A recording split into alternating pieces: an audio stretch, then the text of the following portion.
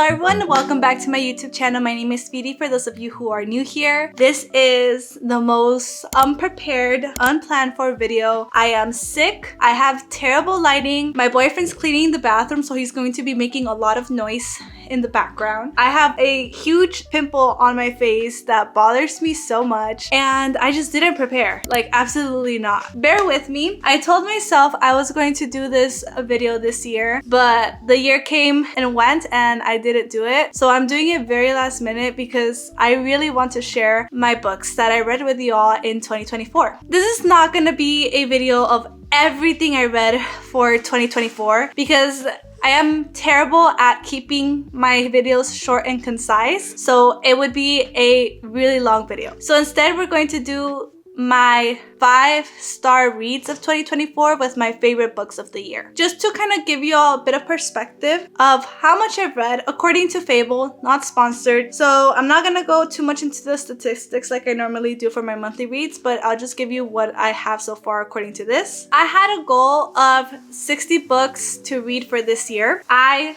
surpassed that, and I read 96 books in total this year. Granted, I think a few of them in there were novellas, which I have no way of knowing which ones were novellas and which ones weren't unless I look through all of them. So we're just going to say 96. And it might be 97 because I'm currently reading another book and I think I might be finishing it before the end of the year. Now, the genres, the way it's split up, it's a little bit, I don't think the best, but according to Fable, I've read 74 romance books, 48 fantasy books, 29 young adult books, 15 mysteries, and 13 thrillers. I feel like mystery and thriller can be combined, but that's about what I've read. So we're just gonna jump straight into my 5-star books. Like I said, I'm running low on lighting. I don't know how much my camera's going to last, and I hate it when it overheats. So we're going to try to zoom through, and I'm gonna give the vaguest of vagues summaries and why I like these books and why I thought they deserve 5 stars. The way I'm going to do it is I'm going to go ahead and start with my 5-star books, and then I'm going to transition into my favorite books of the year. In no particular order, let's start off with my 5-star read. So the first book I have pulled up here is Morning Star by Pierce Brown, and this is the 3rd book in the Red Rising series. Now at this point, I think there's 6 books. So I have not read the final 3 books. I think I was waiting for the last one to come out for me to finally continue and finish the series. This is a dystopian kind of sci-fi, a little bit fantasy, more sci-fi than fantasy. I don't know why it got categorized as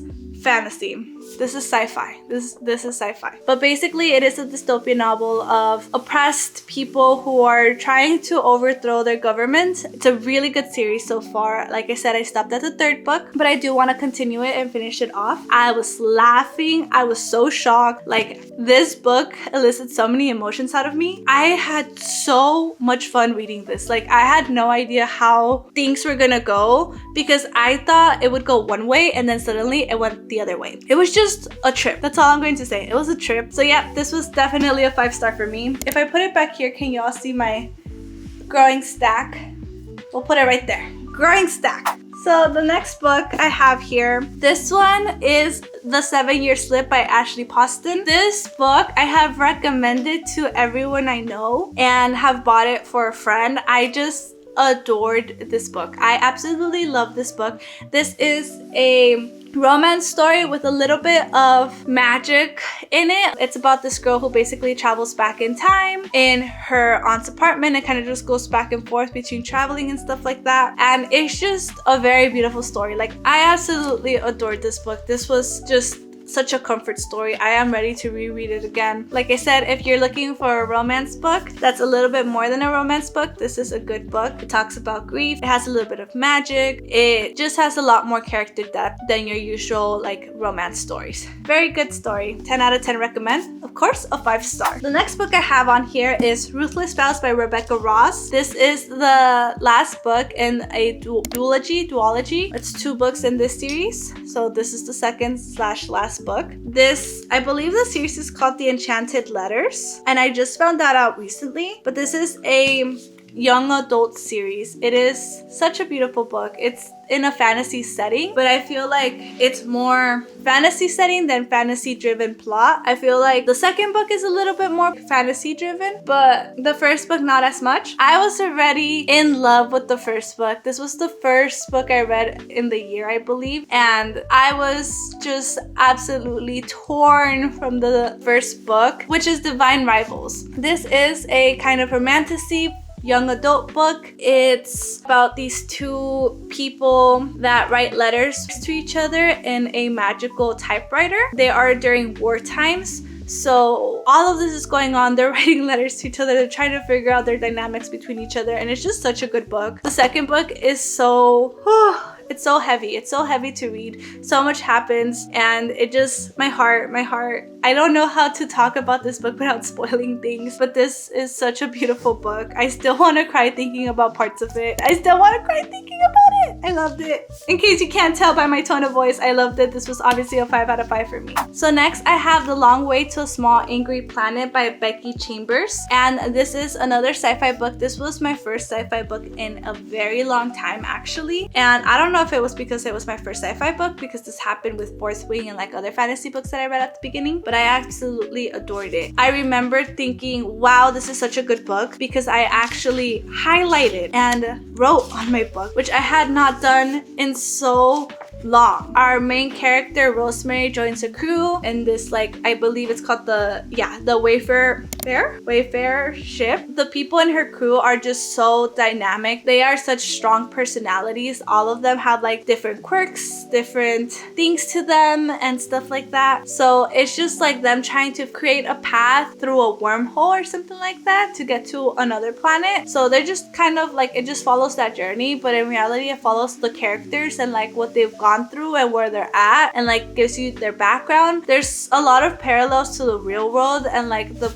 stuff that they're going through reminds me of a lot of things we as a society are going through and stuff like that. I don't know, it was a really good book, a really good read. I absolutely enjoyed it. I feel like there wasn't much of a plot to it, but it's not very plot driven, that's what I'm trying to say. But it was still an absolutely amazing book in my opinion, and I absolutely loved it. Again, it could be because I had not read sci-fi in so long and I needed a change of genres, but I really thoroughly enjoyed myself. Another book that is, of course, a 5 out of 5 is Just for the Summer by Abby Jimenez. This was my first Abby Jimenez book and it made me a fan. I absolutely loved everything Abby Jimenez writes. I am still trying to finish reading all her books, but I have read a good majority of them. This is the book that got me into her. We read this for a book club and I got hooked. This was such a good book. I think a lot of it is because there is so much character depth in her characters. Like there's this curse in there that the girl's trying to break, and then there's the fake dating going on, and then there's just like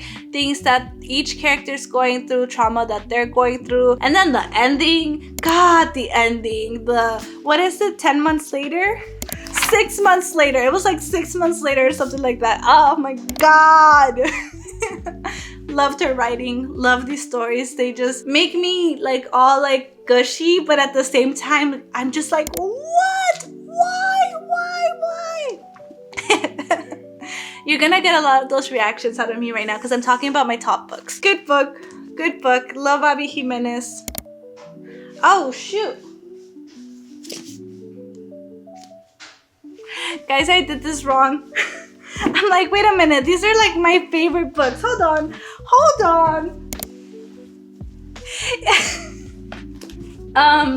So these were part of my top favorite books of the year, including Just for the Summer. So I messed up. These are my top favorite books of the year. Those are just my 5-star reads, which I still absolutely adore. So we're going to pretend like I didn't just tell you all about them and move on.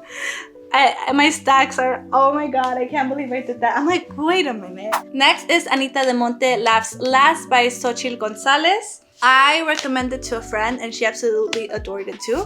But basically, this is like a magical realism kind of fiction book.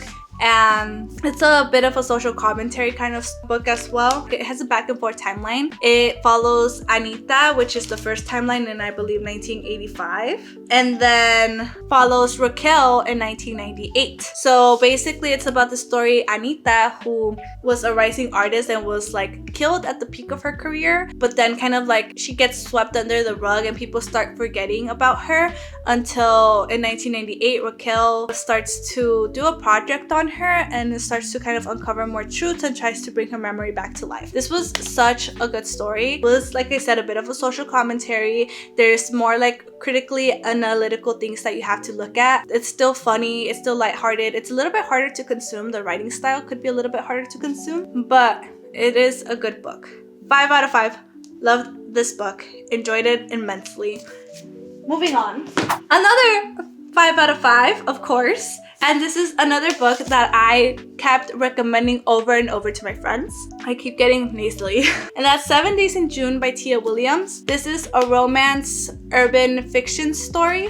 So this follows Eva, who is a Black author, as well as Shane, who is also a Black author, both very popular in their respective genres. And basically Eva's just trying to be taken a little bit more seriously because she writes kind of like smut, fantasy smut. She just wants to get taken more seriously for her writing and being able to write what she wants. And so then Shane has a lot that he's working through his life, and they just happen to meet in this convention. The story follows Shane and Eva, and they already knew each other when they were younger in high school. They worked together, so it follows back and forth what happened when they were younger and currently the timeline that they're in now. It is such a good book. Again, a lot of character depth. This is what I like about romance books, when there's a little bit more than just a romance, because I feel like it makes the book a little bit more interesting. The characters are a lot more interesting as well because there's more depth to them, and you just get attached to them a little bit more because they're not one-sided, they're not flat. A good romance book. Next is Powerless by Lauren Roberts. This is a young adult fantasy book, romantasy book. Y'all, when I said Powerless was on my TBR for the longest, it was for the longest on my TBR. Powerless by Lauren Roberts is, like I said, a romantasy. So this takes place in a bit of like a dystopian fantasy world setting. Okay, camera overheated. Let's talk faster than what I already was talking. Our main character, our main girl, is thrown into some trials where she basically has to fight to survive is what's going on here, and she's ordinary, so she has no power, so she has to fight through all of this, and eventually we fall into this like romance and stuff like that. So this is a young adult book. It had me giddy and kicking my feet and had me wanting to read more young adult books. I had read a few, I think, before that. Ruthless Vows was a young adult book, which I already talked about. I felt like young adult, not having the spicy scenes, not having all of that extra, and just focusing on the pureness of the romance is so sweet. So I feel like that's one of the main reasons why I like this book, because yes, the plot itself is very repetitive to other stuff I've read, but I enjoyed this. And you know what? We're here for the vibes. I was vibing big time with this book, and you bet your ass I am here for the third book. I am waiting. I am so impatient. I am so excited. Let's go. Let's go. Okay, I was gonna leave these to the end, but I'm just gonna do them now. I reread the ACOTAR series, so I'm just going to do both of these at the same time since they're from the same series. A Court of Mist and Fury by Sarah J Maas and A Court of Wings and Ruin. This is the second book and this is the third book to the series. I will forever die on the hill of this should have been a trilogy. It should have ended with this book, so then we could have focused on everyone else and other series and then spin-offs or something like that. But you know what? It's happened. We've moved on. Let's go.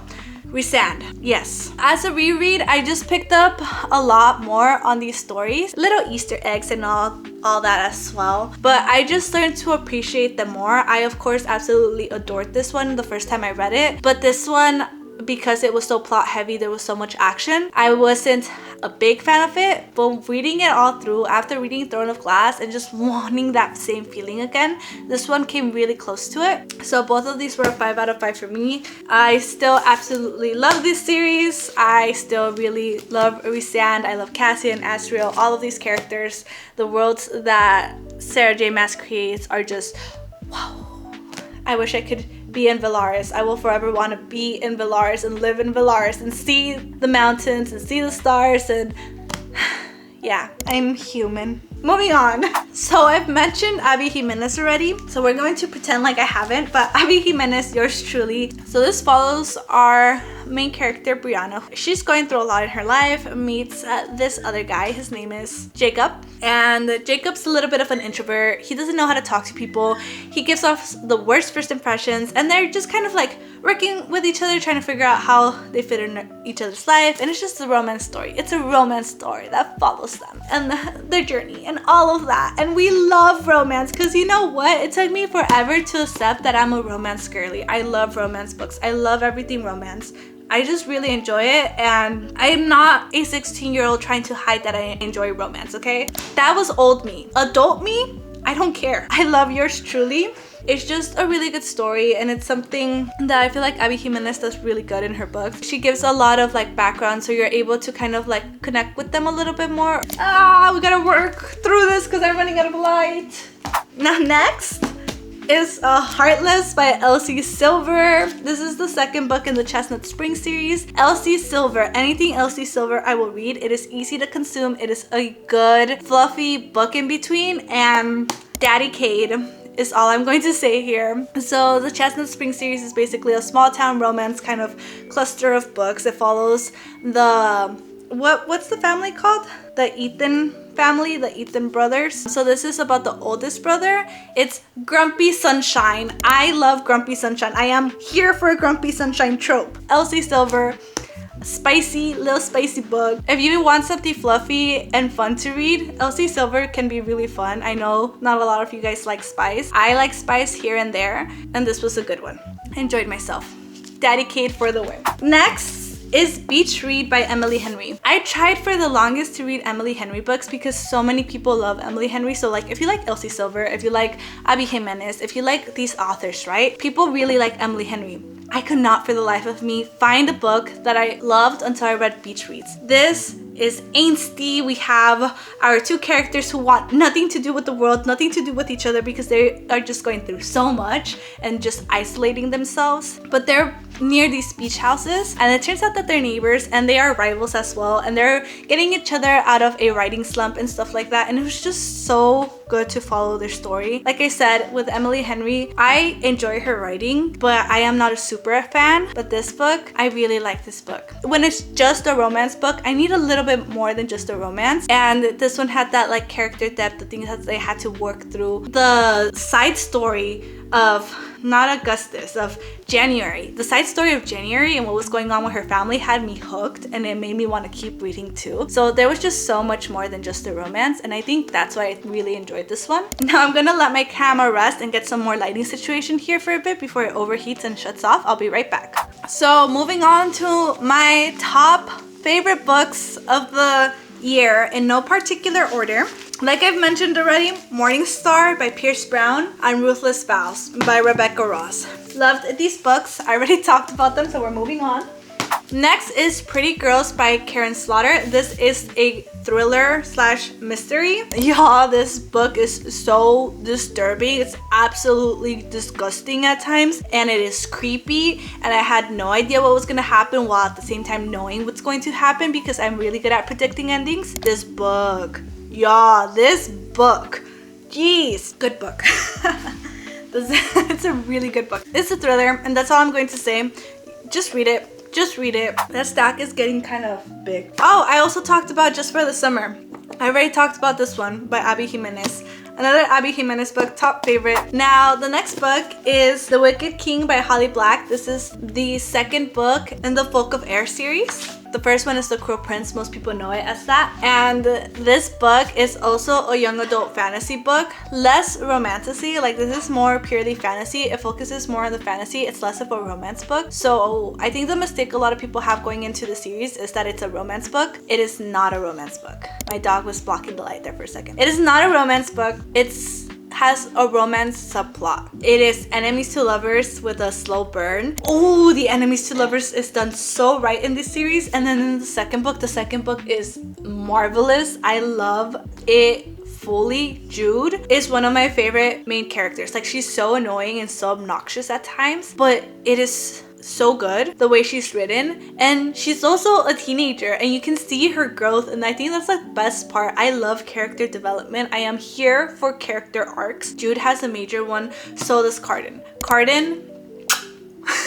And then their relationship, they hate each other so much and they're so mean and cruel to each other. Like, she is genuinely scared of him. And I don't know, just amazing book. Love the character development and the Wicked King, the way it ends. Chef's kiss. Adored this book. We are here for it. The next book I have here is The Nightingale by Kristen Hanna. This is a literary fiction kind of book. This is my first Kristen Hanna book, and you bet your ass that I will be reading more because this book devastated me, broke me, made me cry. I was sobbing through most of it, and then the last bit, the ending, it takes place in World War II during France, so it's about the story of two sisters. Both have their respective journeys in their own story, and while it is not a true story, it is inspired on people's stories. So this is actually also one of the very few books where I read the acknowledgements and the author's notes because I wanted to see how she came up with this idea and all of that stuff. Absolutely beautiful book.